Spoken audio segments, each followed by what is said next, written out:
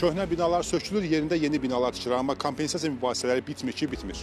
Şirkət təklif edir, vətəndaş razı olmur, vətəndaş tələb edir, şirkət isə vermir, deyir ki, çoxdur. Beləcə bu mübahisələr bəzən gedib məhkəmələrə çıxır.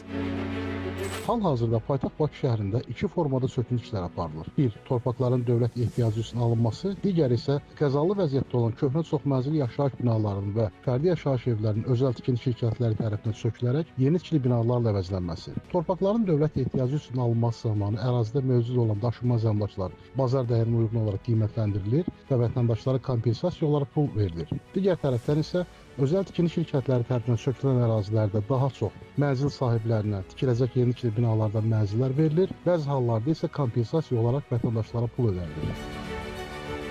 Buralar plana düşüb deyirlər, artıq çəbərləyiblər. Hərə bir söz deyir də, biri deyir martda, biri deyir apreldə. Buradakı evlərə görə nə təklif edirlər? Məbləğ var yoxsa? Valla hərə bir söz deyir də, nə bileyim, mənim də bir otaqdır, 30 kvadratdır. Verir məsələn mənə 46, 50, belə verir. Günü-günə satırlar, elə deyirlər, büyün səhər.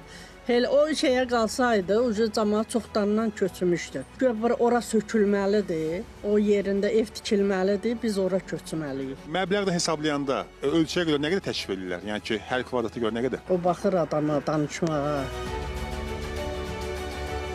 Məlum məsələ ilə bağlı bu günlərdə tanınmış hüquqşünas Əkrəm Həsənovun sosial mediada bir paylaşımı, statusu var idi.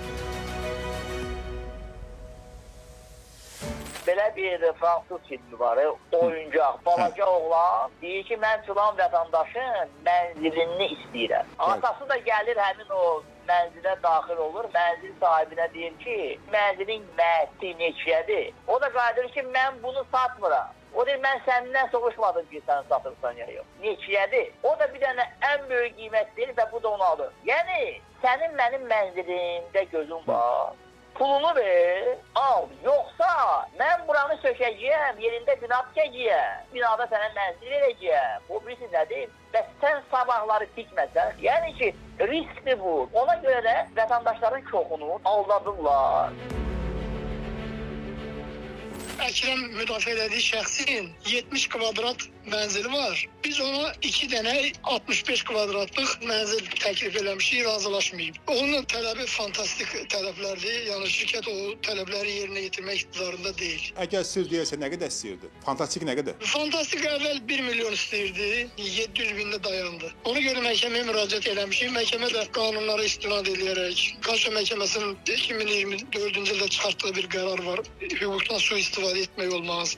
Bu qərarlara istinad edərək Nizam rayon məhkəməsinin bu iş barədə çıxartdığı